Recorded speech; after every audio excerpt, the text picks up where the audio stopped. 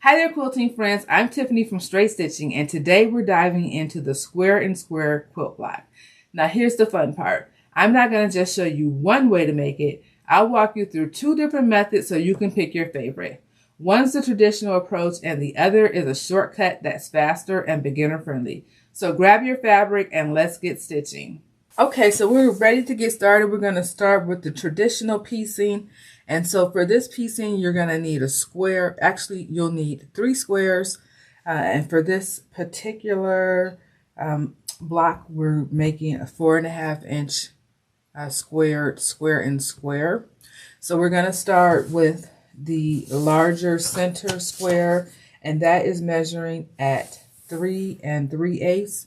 And then we have our 2 smaller squares that we're going to cut on a diagonal to make our triangles. These are measuring at 2 7/8 squared. So we're going to just take our ruler and cut along the diagonal to make 4 triangles.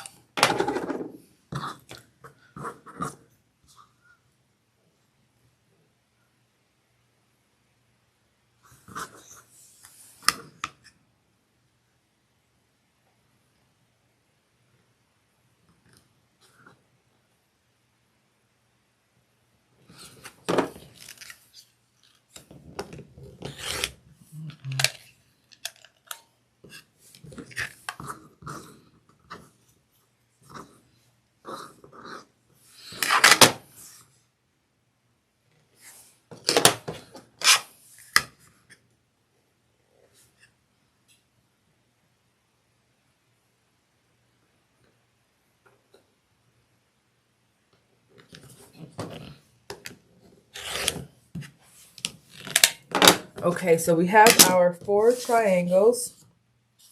Now, the next thing that we want to do is to sew on the first triangles onto the square. What I would recommend doing so that you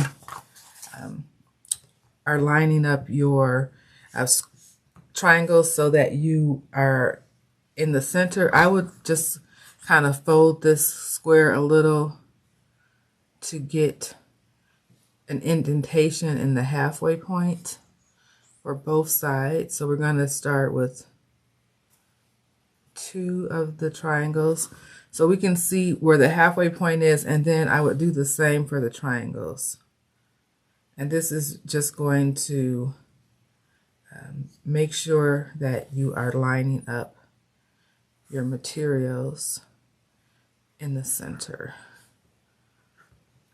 Okay, so we've got that there, and I'm going to just stick a pin in here to hold that in place. And then we'll want to do the same for the other side. So I'm going to fold this triangle in half so I can get the center, and then just line that up here. Again, we'll pin in place. Okay, so the next thing that we're going to do is take this square with the 2 triangles pinned on to our sewing machine, and then we're going to sew a 1/4 inch seam here on both sides.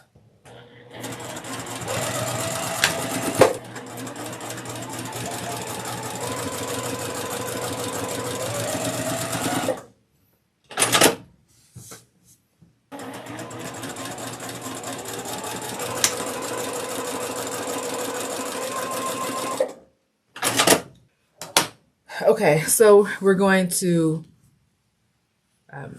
fold our triangles back, and then we're going to take this to the iron and flatten them, and I'm going to press my seams open. Okay, so the next step in the traditional method is to now attach the second set of triangles. And so we're going to do the same thing. I'm going to take this square, I'm going to fold it in half so that I can get my center point. And I'm not folding it entirely, just enough to make a little indentation here on the end where I will be lining up the triangles. Okay, so I have my halfway points, and again, I'm going to do the same for the triangles.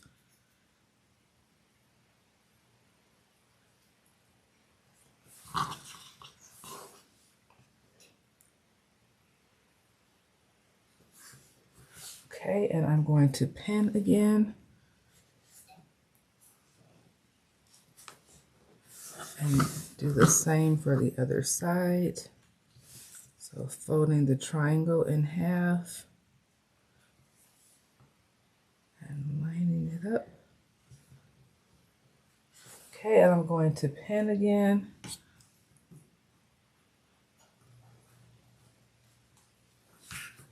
Okay, and now I'm going to sew a 1/4 inch seam across both triangles to attach the final pieces of this square and square.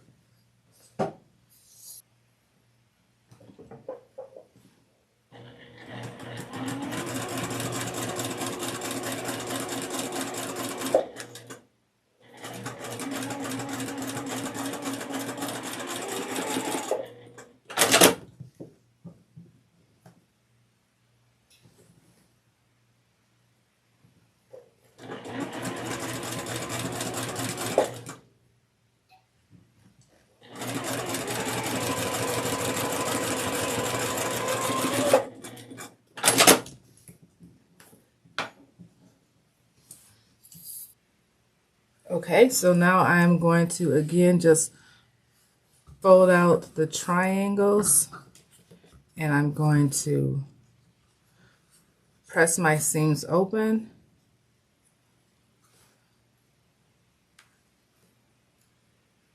If I can just get this to...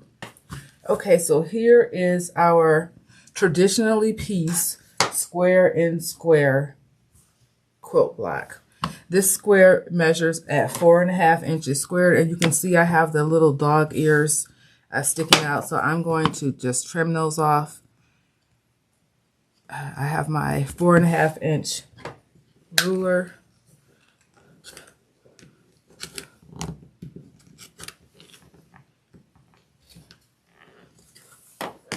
Okay, so this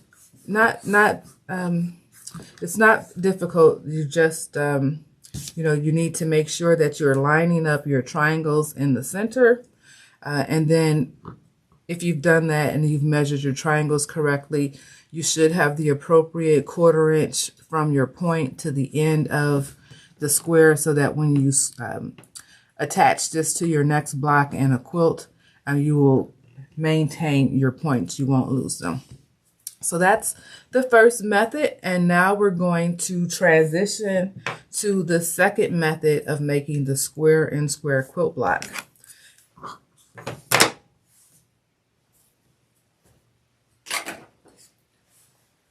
So for this method, we're going to start with a square that is 4.5 inches squared, and then we're going to use smaller squares, and we'll place them in the corners to give us that same effect. These squares, so the large square measures at 4.5 inches squared. The smaller squares measure at 2.5 inches squared. And so what you want to do is you want to take your smaller square and line it up right sides together with your larger piece of fabric. And you want to draw a line, a diagonal line, from corner to corner. Okay, let me line that back up.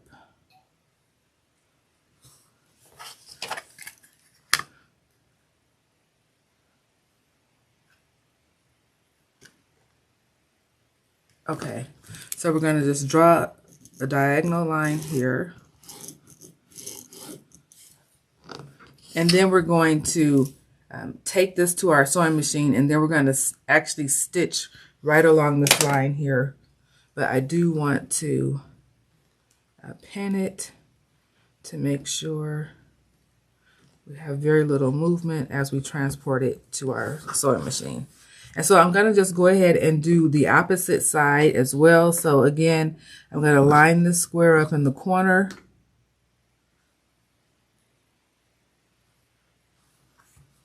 And I'm going to draw a diagonal line from corner to corner.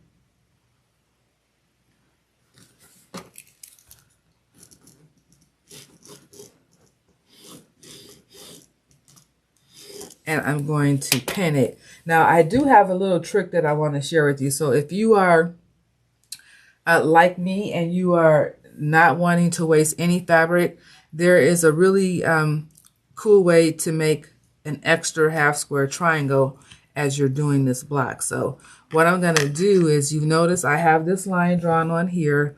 I'm going to draw another line that is a half an inch away from this line. So just lining my ruler up on that line that I've drawn on, and I'm going to draw another one that's a half an inch away. And I'm going to pin this here. So let's pin it. And so I'll do the same for the other side.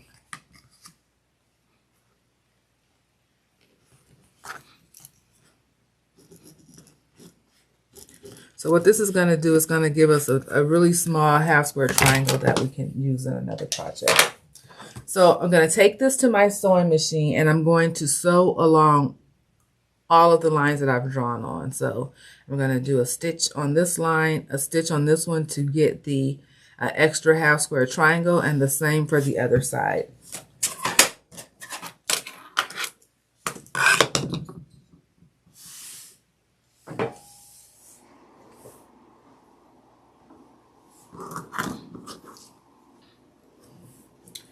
Okay, so now we're going to just stitch across the lines that we've drawn on.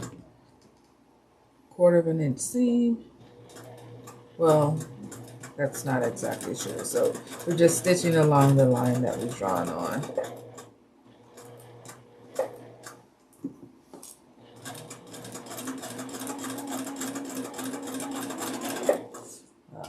It will be true.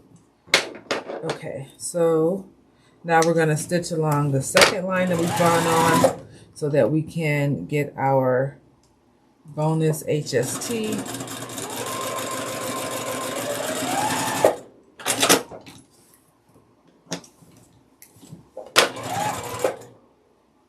Okay.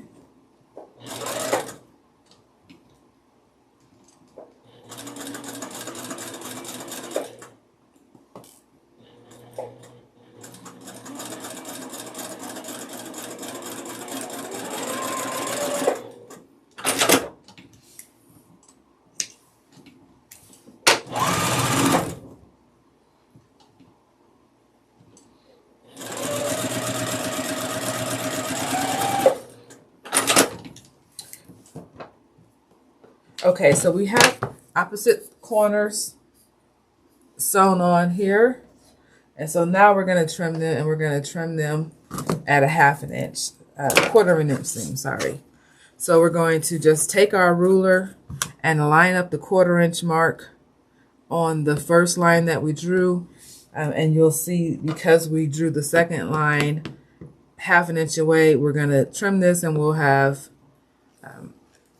a half square triangle as well as one of the corners of our box and box square completed. So we trim that at a 1/4 inch away from the line that we've drawn and stitched, and we'll fold that up, and then we'll do the same for the other side. So just trimming at a 1/4 inch. We're going to flip this up, and I'm going to take this to my iron and I'm going to press that up. And I'll also show you here that now we have 2 little half square triangles. Depending on the size of the square and square that you're making, then obviously the size of your 1/2 inch, your half square triangle will be impacted as well.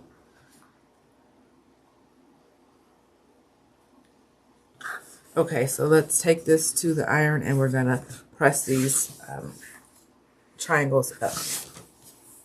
So now we're going to do the same thing for the other 2 corners. We're going to take our 2.5 inch square triangles and we're going to just line them up in the corner.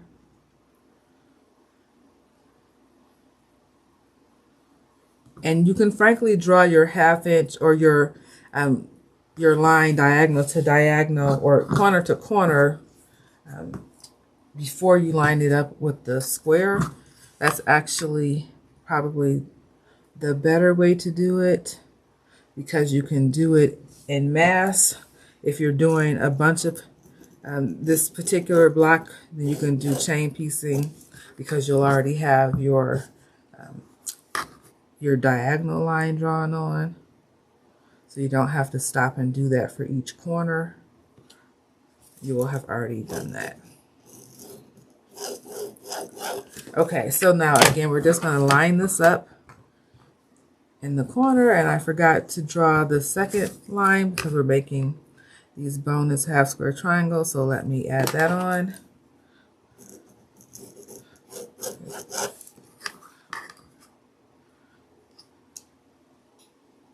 Okay, let's get that on.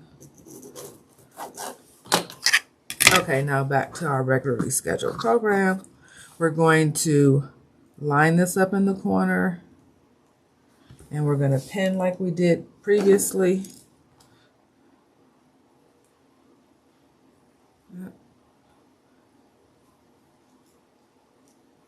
Just get that pin through there. We'll do the same for the other side, lining that up, and we're going to pin.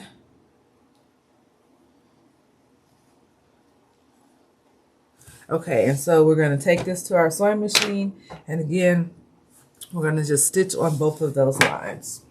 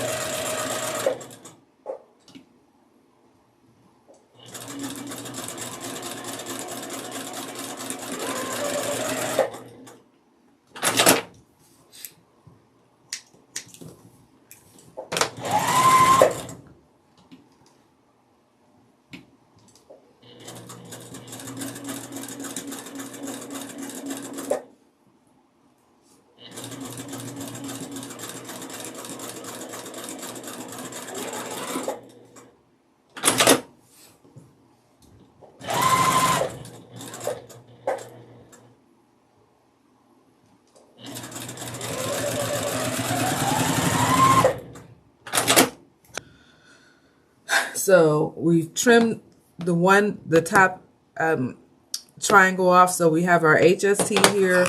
We're going to flip this side up, and then we'll flip this over and we'll do the other side. So just lining our ruler up, the 1/4 inch mark here on our line that we've drawn from corner to corner.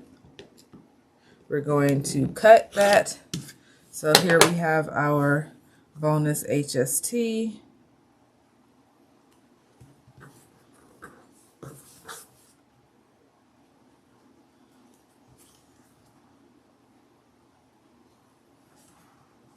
Okay, and we'll flip this up. And so now you can see we have a square and square. I'm going to just take this to the iron so that I can flatten out these two corners.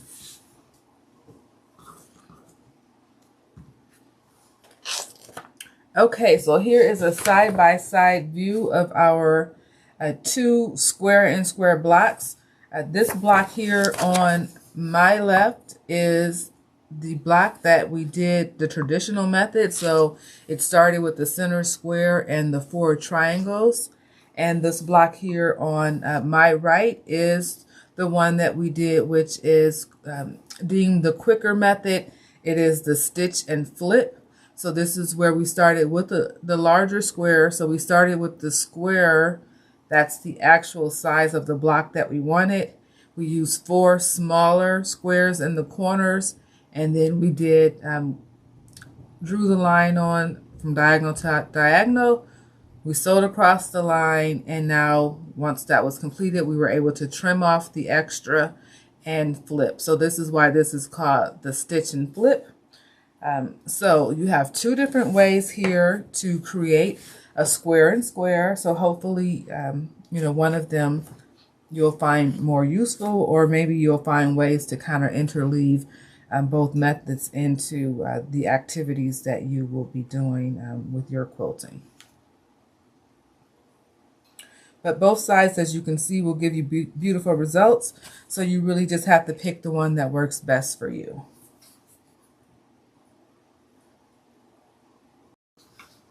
So quilting friends, which method do you like better? The traditional method or the shortcut method? Drop your answers in the comments. I'd love to hear what you think. Don't forget to like and subscribe, and check the description for my free half square triangle and flying geese cheat sheet. It's a must-have for every beginner quilter. Thanks for stitching along with me today, and until next time, happy quilting.